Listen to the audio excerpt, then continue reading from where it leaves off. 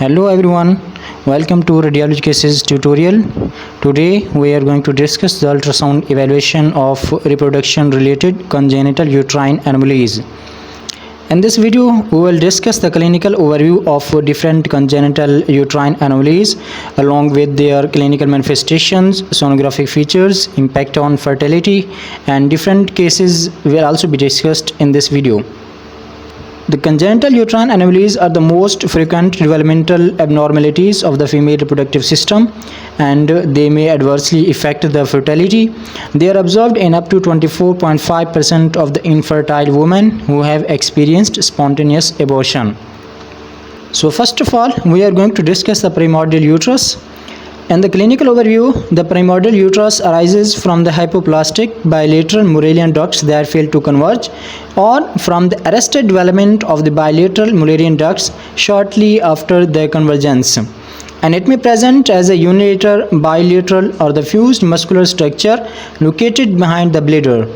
And this primordial uterus is typically tiny, often lacks a uterine cavity, and is frequently associated with the congenital vaginal agenesis. In ultrasound, the primordial uterus appears as a cord-like soft tissue structure that is located medial to the pelvic wall or posterior to the bladder, and it measures about 1 to 3 cm in its length, and it lacks an endometrium and shows no clear differentiation between the uterine body and the cervix. The bilateral ovaries are typically visible. In the cases associated with vaginal agenesis, the hyperechoic gas line within the normal vagina is absent on ultrasound in the primordial uterus. As here you can see a case of primordial uterus in the 16 years old female patient, and here you can see the urinary bladder, and here you can see a cord-like soft tissue which is posterior to the urinary bladder, and the endometrium is absent here, and the uterine body is indistinguishable from the cervix. So this is a case of primordial uterus. And now we are going to discuss another congenital uterine anomaly, which is the infantile uterus.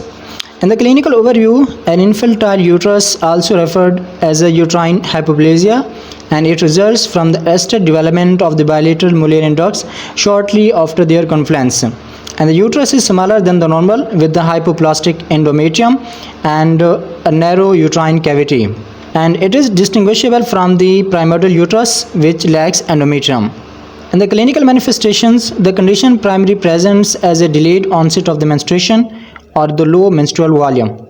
On ultrasound, the uterus is uniformly smaller than the normal in all the dimensions.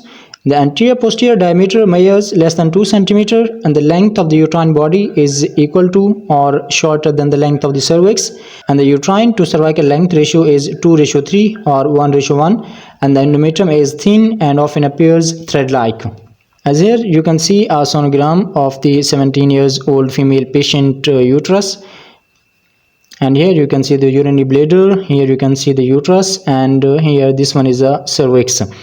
And the uterus is smaller than its normal size in all the dimensions, and the length of the uterine body is nearly equal to the length of the cervix, and the endometrium is very thin and appears as a thread-like. So this is a case of infantile uterus. What could be the impact of infantile uterus on the fertility? The endometrial or the uterine dysplasia hinders the fertilization and blastocyst implantation, resulting in the infertility. The early treatment with low-dose estrogen and progesterone sequential therapy is recommended to stimulate the uterine development. And now we are going to discuss the unicornuate uterus and the rudimentary horns of the uterus. In the clinical overview, the unicornuate uterus consists of a fully developed Mullerian duct on one side and an underdeveloped or undeveloped rudimentary horn on the other side.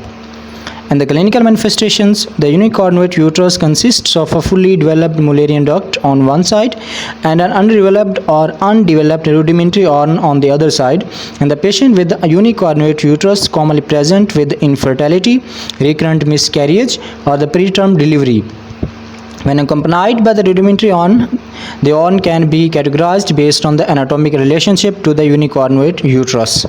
There are 3 different types of the unicornuate uterus. Type 1, with the endometrium and communicating with the uterine cavity, a rudimentary horn, pregnancy is possible. And the type 2 with the endometrium and not communicating with the uterine cavity, the menstrual blood is unable to drain, potentially causing the dysmenorrhea or endometriosis. And the type 3, there is no endometrium, and this is the most common type, usually presenting without significant clinical symptoms. For the unicornuate uterus, the ultrasound is best performed during the endometrial secretory phase. Only the better developed uterine horn is visible in the ultrasound. The sonographic features of rudimentary horn of the type 1 shows a small, solid, round structure which is adjacent to the unicornuate uterus with the echogenicity similar to the myometrium of the uterus and hyperechoic endometrium in its center. As here you can see a case of type 1 rudimentary horn of the uterus. As here you can see a unicornuate uterus, and this one is the rudimentary horn of the uterus. Here you can see the endometrium which is communicating with the uterine cavity, and it is visible in the center of the rudimentary horn of the uterus. As here you can see the unicornuate uterus is circled in orange and its rudimentary horn is circled green, and the endometrium with the rudimentary horn is circled pink. Now the sonographic feature of type 2 rudimentary horn.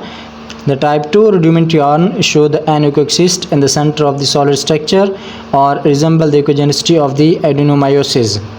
And now here you can see a case of type 2 rudimentary horn, and this one is the unicornuate uterus, and here you can see its rudimentary horn, and within the rudimentary horn of the uterus you can see the fluid collection and the endometrium of the uterus. As here you can see the unicornuate uterus is circled in orange and its rudimentary horn is circled green, and the endometrium containing the fluid collection is circled pink. Now the sonographic features of type 3 rudimentary horn, and it presents as a solid structure with the myometrial echogenicity and no endometrial echo in its center. As here you can see a case of type 3 rudimentary horn of the uterus on the 2D ultrasound, and here you can see the unicornuate uterus with its rudimentary horn, and it has the same echogenicity as that of the unicornuate uterus, and no prominent endometrium is visible here in the rudimentary horn of the uterus. As here you can see the unicornuate uterus is circled orange with its endometrium is circled pink, but the rudimentary horn of the uterus is circled green. Now what could be the impact of unicornuate uterus on the fertility? The patient with the unicornuate uterus are at a higher risk of miscarriage, preterm delivery and other adverse pregnancy outcomes, and no treatment is necessary for the unicornuate uterus alone or a type 3 rudimentary horn. For the type 1 or the type 2 rudimentary horns, the progressively worsening dysmenorrhea and the secondary endometriosis may occur, and the pregnancy in these types can lead to the uterine rupture during the second trimester. Upon confirmation of the diagnosis, the laparoscopic resection of the rudimentary horn should be performed promptly. And now we are going to discuss another uterine anomaly, which is the uterus diadelphys. In the clinical overview, the uterus diadelphys, also known as a double uterus, and it is characterized by the two uterine cavities, each with its cervix, and the two cervixes may be completely separate or partially connected. The connected cervixes may present as a single cervix or one cervix with two cervical canals. In some cases, the vaginal abnormalities such as the longitudinal or the oblique vaginal septum are also present. Despite these abnormalities, the bilateral fallopian tubes and the ovaries typically develop normally. In the clinical manifestations, the patient may present with one or more of the following: heavy menstrual bleeding, prolonged menstruation, painful sexual intercourse, infertility, miscarriage, preterm labor, postpartum vaginal bleeding, incomplete abortion, and the conception while using an intrauterine device. In the ultrasound, the longitudinal view shows the two uterine bodies of the similar or the different sizes along with two cervixes, and in the transverse view, the pronounced concavity of the external uterine contour is observed with the endometrial echogenicity which is visible in the center of the both uterine bodies. And the transverse view of the cervix shows a single cervix, double cervix, or the single cervix with the two cervical canals. As here you can see a transverse view of the uterus showing the uterus diadelphys. As here you can see the similar sized two uterine bodies, each exhibiting the endometrial echoes. As here the two uterine bodies are circled orange and the endometrial echoes are circled green. And here you can see a transverse view of the uterus which is showing a single cervix and the two cervical canals. As here you can see the cervix is circled orange and the two cervical canals are circled green. And here you can see a transabdominal ultrasound which is showing here a urinary bladder, and this one is the bicornuate uterus with the separate endometrial cavities.